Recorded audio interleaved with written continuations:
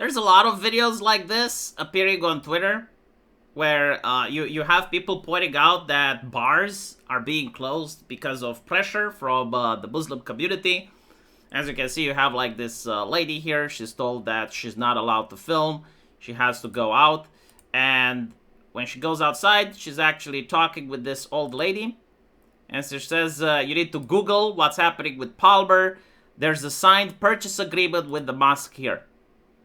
And so, as you can see, a historic bar is forced to close by a Muslim mosque in Minneapolis. They see them as something that's bad because people drink there, and men and women can sit together and have a nice time.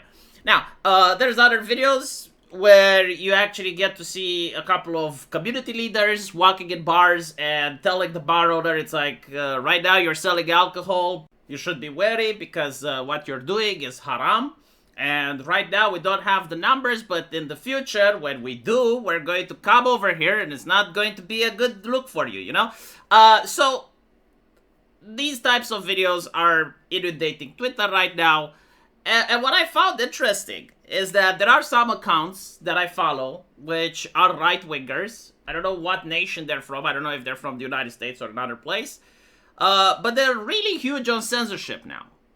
Again, it baffles my brain why a right-winger who has been censored for the last decade thinks it's a good idea to keep promoting that, but they really don't like anything erotic.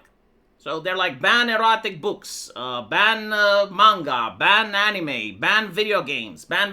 What Visa and MasterCard are doing is good. What Ofcom is doing is good, right? Like, they have this mentality. And when you ask them, like, why do you think this way? They will say, well, justify why erotic books are good for society. So it's kind of like the Matt Walsh point of view, really, where the world is spread into godly and ungodly. And godly seems to be Jesus fishing and grilling. And anything else that's not Jesus fishing and grilling has to be banned, like destroyed, removed from society. It can't be tolerated, because if you tolerate it, you get communism. So with that mentality, right, like if it's not good for society, how do you justify it? That if you can't justify it, it needs to be removed. It's kind of bizarre that the same people are now supporting alcohol. You have the Chad Muslim community, which I assume also have a problem with erotic books, so like they can find common ground over there. It's just that the Chad Muslim community thinks that the Westerner is pathetic, weak, and sinful. And they're saying, no, you're not taking this far enough. Like the same mentality that you're using should be taken even further. How do you justify alcohol? Alcohol is bad. And by the way, like, this is the conclusion that some of America's ancestors also came up with. It's like, yes, alcohol is bad. And they were, I think, like one of the only Christian nations on planet Earth, correct me if I'm wrong, which in their infinite wisdom decided to ban alcohol. Okay, that didn't work well, but now the Muslims are saying, you know what? You guys were right. And let us show you how we do it. Because like in the Middle East, alcohol is actually bad. So, you know, like the Muslims can actually bring this mindset into fruition. I myself, however, don't think that alcohol should be banned. I also don't think that erotic books should be banned, right? So, like, I'm a little bit consistent when it comes to stuff like that. Simply because I've seen what bans are doing. I've seen how people in power grift off of the censorship industrial complex.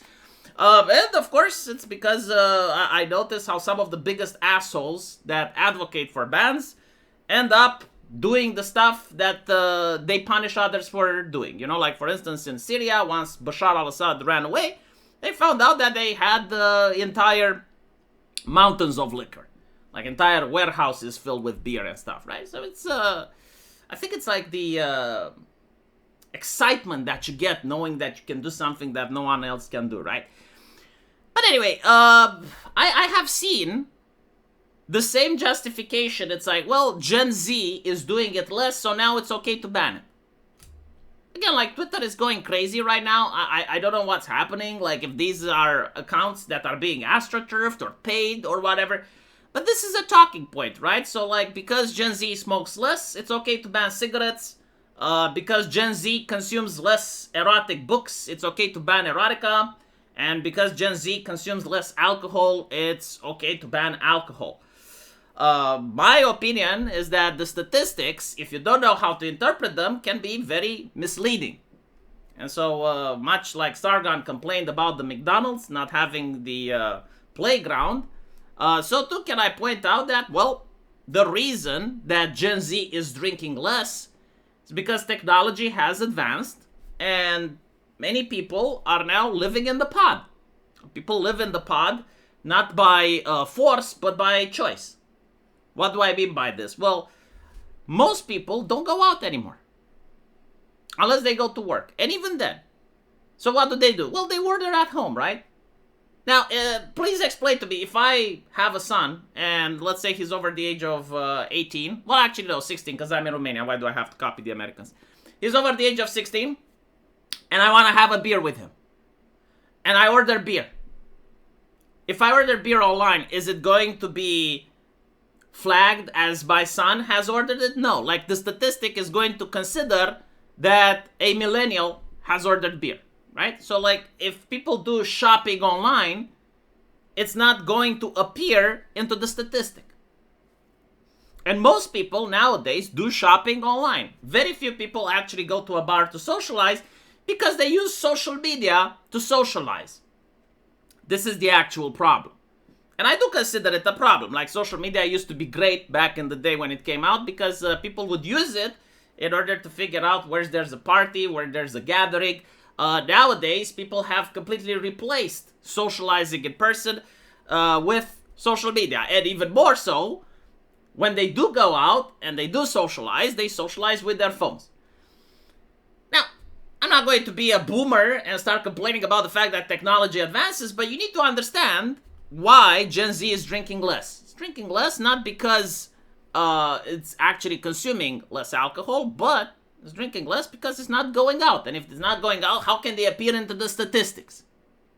They're not flagged anywhere, right? Like if someone purchases groceries for the entire household and also buys 2 packs of beer, well, those packs of beer are not going to be cataloged in any of these 3.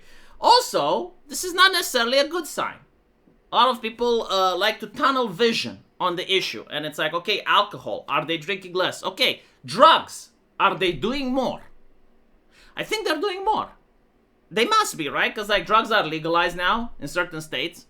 And so if a person wants to party and he wants to smoke la marijuana, maybe he's going to do less alcohol, right? How's Gen Z comparing with the other generations on fentanyl?